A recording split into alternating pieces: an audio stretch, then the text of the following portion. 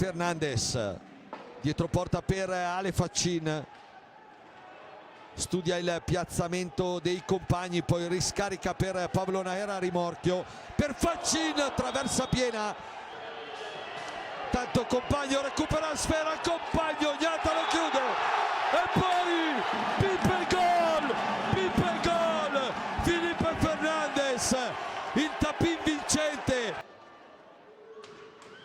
La formazione rossoblu che adesso però trova il gol con Francisco Ipinazar, il gol del pareggio dopo che il Lodi ha avuto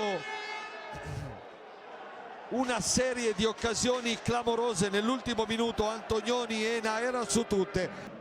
Antonioni,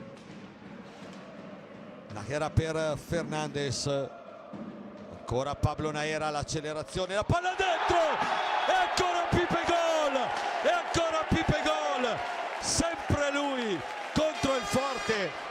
2-1 Lodi,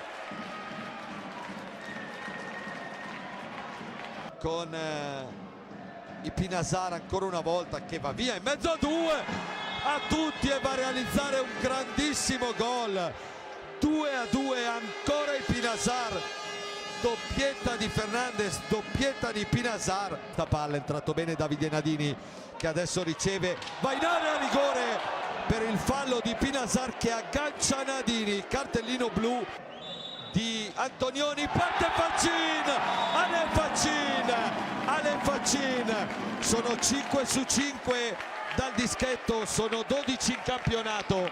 Ottavo fallo di squadra del Forte, che perde una brutta palla in uscita. Compagno, Nadini, Davide, e il Pantheron, Nadini, che secondo tempo di Davide Nadini. De Cerone vuole un time out, ma prima seguiamo l'azione di Cacciaguerra che va giù in area, e per Silecchia è rigore. Fischia a fronte, Torner la mette sotto l'incrocio, rigore perfetto, e allora il Forte si rifà sotto. Ha dovuto ricorrere anche a due ragazzi del settore giovanile. Qua Fernandes sradica palla Ipinazar, poi serve Giovannetti, palo, e poi ancora Pippe gol, sempre lui contro il Forte.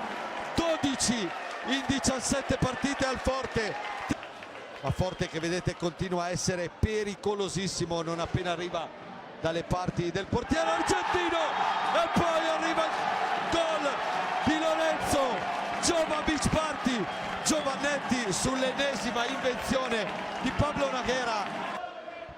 10 secondi alla fine, che ecco Compagno sull'ultima pallina, la lascia lì perché finisce qua. Un grandissimo Amatori batte il Forte, lo costringe alla seconda sconfitta di questo campionato, vince 6-3